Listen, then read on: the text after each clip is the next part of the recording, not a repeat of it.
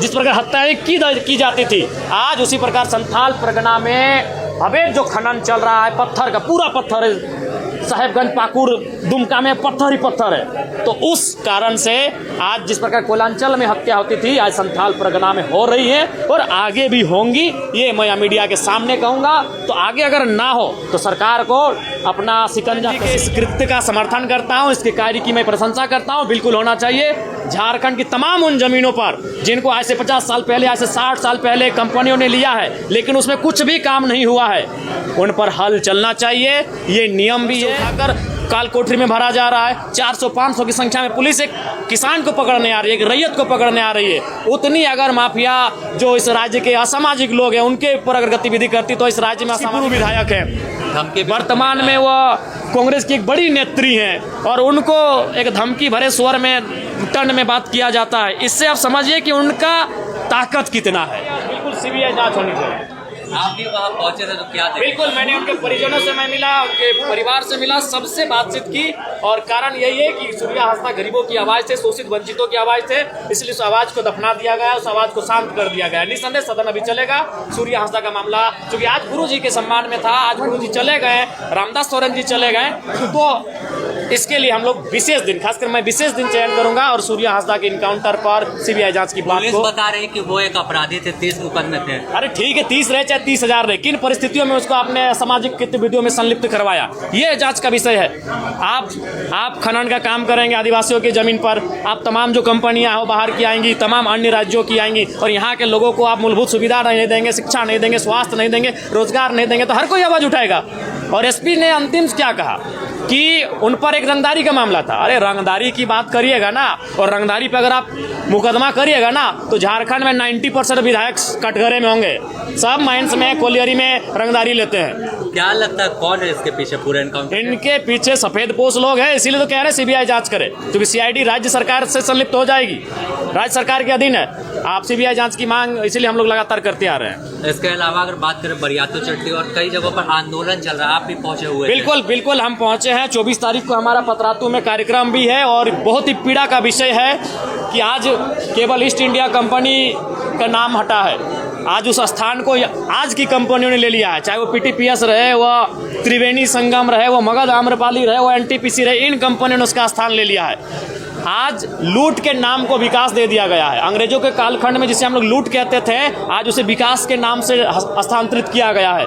काम वही हो रहा है, जमीनें जबरन ली जाती थी, लाठी डंडा बरसाया जाता था, आज भी वही हो रहा है। जमीन जबरन ली जा रही है, लाठी डंडा बरसाया जा रहा है, लोगों को रात के 2 बजे 4 बजे सुबह घर से उठाकर काल कोठरी में भरा जा रहा है। 400-500 की संख्या में पुलिस एक किसान को पकड़ने आ रही है, एक रैयत को पकड़ने आ रही है, उतनी अगर माफिया जो इस राज्य के असामाजिक लोग हैं उनके ऊपर अगर गतिविधि करती तो इस राज्य में असामाजिक तत्व दिखते नहीं। तो बिल्कुल इस राज्य में आज सबसे ज्वलंत अगर कुछ है तो विस्थापन है। नगरी में विस्थापन का मामला सामने आ रहा है, कोल्हान आप चले जाइए, विस्थापन का मामला सामने आ रहा है, कोलांचल की तो बात ही मत करिए।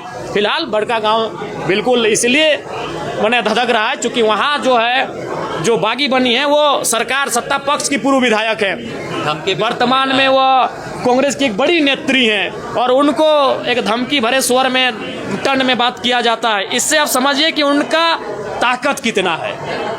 उन अन्य राज्यों के अति धनी लोगों का कितना ताकत है, कितना हौसला है कि वो एक पूर्व विधायक को जो जिनकी सरकार चल रही है उसको इस वे में धमकी दे रहे हैं। देखिए मुझे जहाँ तक लगता है और मेरी जहाँ तक समझ है, आप लोग भी समझदार हैं, हमसे अच्छे समझदार हैं, ये इलेक्टोरल बॉन्ड का खेल है भैया। हमें लगता है शायद मंत्री जी चूँकि पार्टी में वो बोलना नहीं चाहती हैं, सॉरी माफ़ कीजिएगा, पूर्व विधायक जी, तो पार्टी में उनकी मजबूरी हो सकती है, जयराम महतो की मजबूरी नहीं है। हम उनके अपोनेंट भले हैं, लेकिन विस्थापन के मामले में, विस्थापन के दर्द में हम उनके साथ खड़े हैं। अगर और दूसरी बात, ये मसला है इलेक्टोरल बॉन्ड का, हमें लगता है उनका राजनीतिक दल भी उनका सपोर्ट नहीं करेगा, क्योंकि इन राजनीतिक दलों ने इलेक्टोरल बॉन्ड के नाम में जो अभी कुछ दिन पूर्व विवादों में था, सभी राजनीतिक दलों को चंदा दिया है। जब तक कंपनियां राजनीतिक दलों को इलेक्टोरल बॉन्ड के नाम पे चंदा देगी, तब तक रैयतों का गांव उजड़ेगा, तब तक लोग विस्थापित होंगे और विस्थापन की आवाज बुलंद करने पर उनको लाठियां मिलेगी, उनको काल कोठरियां मिलेंगी। ये शाश्वत सत्य हो चुका है झारखंड का। चंपई सोरेन 24 को नगरी में हल जोतने जा रहे हैं। बिल्कुल, मैं चंपई सोरेन जी के इस कृत्य का समर्थन करता हूं, इसके कार्य की मैं प्रशंसा करता हूं। बिल्कुल होना चाहिए।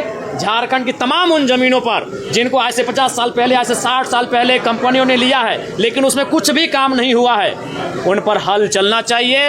ये नियम भी है, ये भूमि अधिग्रहण 2013 के कानून के तहत भी आता है कि वो ज़मीनें वापस होनी चाहिए, और वो ज़मीनें तभी वापस होगी जब गाँव वाले भारी संख्या में जाकर वहाँ हल चलाएंगे। मैं चंपई जी के इस कृत्य का सराहना करता हूँ, समर्थन करता हूँ। आप उनके साथ हैं? बिल्कुल उनके साथ, इस कार्य में उनके साथ हूँ।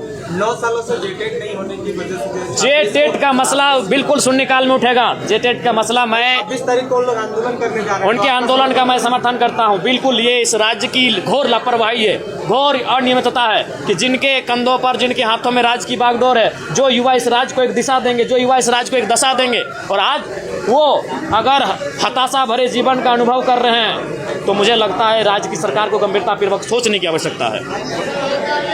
आप कह रहे हैं कि उनका भी इनकाउंटर हो सकता है। देखिए, उनका भय जायज़ है। मैं उनके प्रति इस काम के लिए, विस्थापन के मुद्दे पर सहानुभूति रखता हूँ। भले चुनाव में हम लोग दो हाथ करेंगे, वो अलग मसला है। कोई रहे, अगर वहाँ कोई भी नेता रहे, अंबा प्रसाद जी रहें, रोशन लाल चौधरी जी रहें, या मनीष जायसवाल जी रहें, या हजारीबाग के प्रदीप प्रसाद जी रहें, अगर विस्थापन के मुद्दे पर वो अपने आप को असहज पाते हैं, यदि उनकी सरकार होने के बाद भी उनकी सुनी नहीं जाती है, तो निसंदेह मैं उनके लिए अपनी आवाज़ बुलंद करूंगा। चूंकि विस्थापन एक ऐसा दर्द है जो राजनीतिक दल से ऊपर होता है। विस्थापन के दर्द पर मैं हर एक झारखंडी भाई के, हर एक झारखंडी लोगों के साथ खड़ा हूँ। मुख्य वजह यही है कि संथाल परगना, मेरी बातें आज आपको सुनने में कड़वी लग सकती है, लेकिन मैं कहना चाहूँगा, संथाल परगना केवल नाम का संथालों का है, केवल नाम के संथालों का है। संथाल परगना के जितने भी औद्योगिक सेक्टर हैं, जितने भी इनकम के सेक्टर हैं, वहाँ संथाल नग्न है। वो तो आरक्षित सीटें हैं, इसलिए उनके विधायक और सांसद चुन के चले आते हैं, नहीं तो संथाल परगना केवल नाम के संथालों का रह गया है। वहाँ न संथालों की सुनी जा रही है, न संथालों की कोई कही जा रही है। आज वो एक डर के साये में जीवन यापन कर रहे हैं। खासकर सूर्य हांसदा के इनकाउंटर के बाद वो लोग डरे सहमे हैं। लेकिन ये हुआ अच्छी बात कि वहाँ बहुत सारे राजनीतिक दलों के लोग पहुँचे। भले आप उसे राजनीतिक रोटी सेकने जैसा कुछ भी नाम दें, लेकिन इससे वहाँ के लोगों को एक हौसला मिली। चाहे वो मेरे जाने से हो या मेरे जाने के तुरंत बाद अर्जुन मुंडा के नेतृत्व में जो टीम गई थी उनके जाने से हो, वहाँ स्थानीय लोगों को संथाल परगना के शोषित वंचितों को हौसला मिला है, ताकि वो भविष्य में फिर अपनी आवाज़ को मुखरता के साथ उठा पाएंगे। किया जा रहा है कि वहाँ के सारे जो पत्थर कारोबारी हैं, पत्थर सबसे बड़ा चीज़ है, पत्थर कारोबार। जैसे कोयलांचल में आज से और अभी भी इक्का दुक्का घटना हो जाता है। 70-80 के दशक में जैसे कोयलांचल में सुरेश महतो, शक्तिनाथ महतो, मणिनाथ मंडल, रसिक हांसदा, नेपाल रवानी की हत्या हुई थी, जिस प्रकार हत्याएं की जाती थी, आज उसी प्रकार संथाल परगना में अवैध जो खनन चल रहा है, पत्थर का पूरा पत्थर है, साहेबगंज, पाकुड़, दुमका में पत्थर ही पत्थर है। तो उस कारण से आज जिस प्रकार कोयलांचल में हत्या होती थी, आज संथाल परगना में हो रही है और आगे भी होंगी। ये मैं मीडिया के सामने कहूँगा। तो आगे अगर ना हो तो सरकार को अपना शिकंजा कसने की आवश्यकता है माफिया तंत्र पर। ये है कि हल जोतेंगे, लेकिन सरकार कह रही कि आप सरकार के जो विकास हो रहा है उसका बाधक बन। पहले नगरीग्राम का परिवार को सूली में चढ़ा दे, जो उपजाऊ जमीन का आप टोटल भूमिहीन कर दीजिएगा क्या वो लोग को? ये है नियम देश के अंदर में। आप 30% जमीन को आप नहीं कुछ कर सकते हैं। अब सारा जमीन तो आप ले रहा है, और अभी कोई प्रक्रिया आपने अपनाया नहीं है।